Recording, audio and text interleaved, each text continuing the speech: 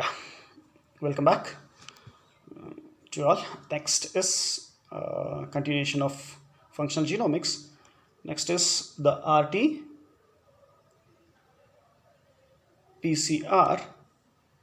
Wait 1 minute. RT-PCR. So, what is the exact reason for learning about RT-PCR is that RT-PCR is used for amplification of DNA from mRNA. So reverse transcriptase methodology, by using the reverse transcriptase methodology, RNA is converted into cDNA, which is then amplified by the PCR. So this is the widely used expression profiling methodology to determine the expression of a gene to identify the sequence of an RNA transcript, including transcription starting and termination, knowing about the transcription starting site and the termination site. If the genomic DNA of a gene is known, if the genomic DNA of a sequence of a gene is known, RT-PCR can be used to map the location of exons and introns in the gene. The 5' end of the gene corresponding to the transcription start site is typically identified by a methodology called as RACE, okay, that is rapid amplification for cDNA ends. So this is the diagram you people can be used for describing the cDNA preparation, that is through RT-PCR. So it's the most sensitive technique for quantification of mRNA molecules compared to the other techniques, either the northern blot analysis or the RNase protection assay. RT-PCR can be used to quantify mRNA levels from much smaller samples, which is more efficient. In fact, this technique is sensitive enough to enable the quantification of RNA from even a single cell. That's the uniqueness of this. Whether your experiment involves gene expression, microRNA expression, pathogen detection, or gene typing, what we are using in the COVID-19 case is recently is the RT-PCR. So you can imagine the importance of this, how if we are very specific in using the RT-PCR, how much opportunities we have in this regard. Is that clear? So what we actually do, as it works as like that of the real-time PCR. So only thing is that we are changing the enzyme to analyze the sequences. That's the one. So the quantification method is highly specific, highly suitable, and highly advanced. Is it clear? So using this RT-PCR, we will study the expressed sequence sites. So for that we call them as we will tag them as expressed sequence tags. That is the next part we are studying. Okay, so I request you people to go through the RT-PCR very carefully, which is very, very important and frequently asked question. So know it very clearly, thoroughly, and it's very, very important for the overall biotechnological analysis, a very important technique procedure which everybody has to know. Okay, so for that sake, put more effort, learn it in detail.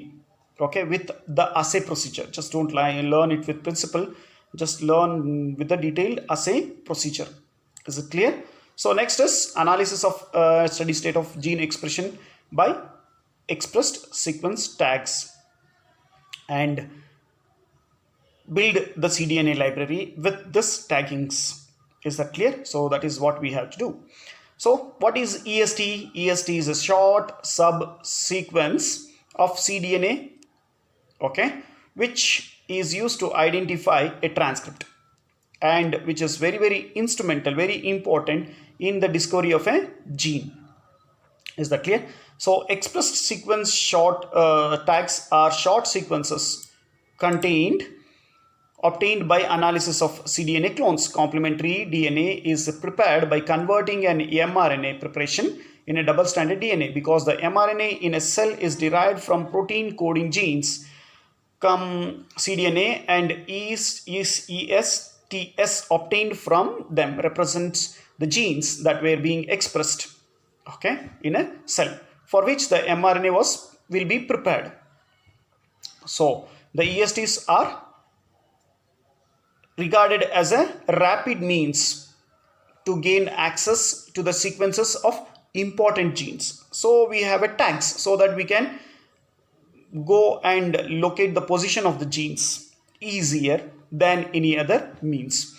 So the EST can also be used as an STS, sequence tagged sites, in case of mapping, assuming that it comes from a unique gene and not from a member of a gene family. Okay, so there is a difference, because in case of the multi-gene analysis, we have many number of genes which will be display the same function, same sort of functions with slight variation. So finding them is very difficult. So during that time we use this STS sequences, okay, and not from a member of gene family in which all genes have the same or similar sequences, which we do. Once the cDNAs are synthesized, they are cloned into vector for sequencing. Usually they are cloned in an orientation, though that the sequence can be derived from the 3' end of the message or 5' end. Since the full length cDNA are difficult to synthesize, different cDNA copies of the same mRNA may be different with respect to their 5' ends. So remember this very clearly, this sentence. Since full-length cDNAs are difficult to be synthesized, full-length cDNAs are difficult to be synthesized, different cDNA copies of the same mRNA, different cDNA copies of the same mRNA will be tagged with different 5' ends. So multiple cDNAs of the particular message can give overlapping reads of mRNA sequence, okay. So they can be assembled and prepare a larger quantic by clustering them and finding the similarities between them. This is the objectivity we have them. So that we call them as clustering the ESTS. So in case of clustering the ESTS, some sequences ESTS, if you go into the detail of that, may differ in sequence due to variation in the mRNA splicing, where the change comes. So the mRNA level it will be same, but when it becoming functional, there is a change in it, which we call them as unigenes, and we will assemble them, know the sequence, give the sequence to the NCBI, get it published, and analysis will be done further. So unigene genes determined, the EST can be used to measure the gene expression within a tissue. This is the most advantage we have with respect to the ESTs. Highly expressed genes will be represented by numerous different ESTs. Low expressed genes will only rarely show up in random library of ESTs, but this means a few genes can be represented by most of the ESTs. Need to sequence many more ESTs to be sequenced to find novel sequences. So there is lots of advantage with respect to this EST tagging. There is one more which we further attach to this, which we call it as normalizing libraries.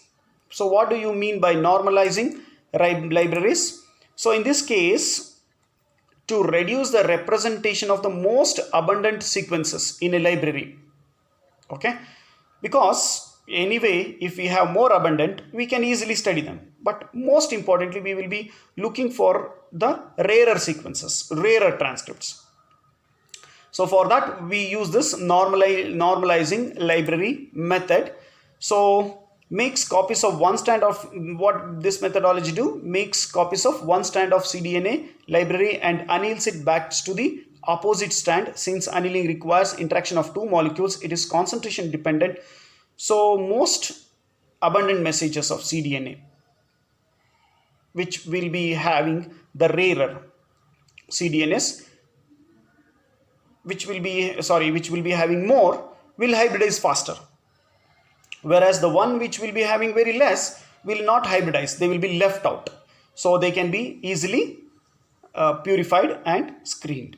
Is that clear? So this is one objectivity which is served through normalizing the libraries, or else only the most abundant libraries will be present in more number, whereas the least will be not be able to be observed in more numbers. So hence we use this normalizing library method to keep intact, keep more rare cDNA molecules.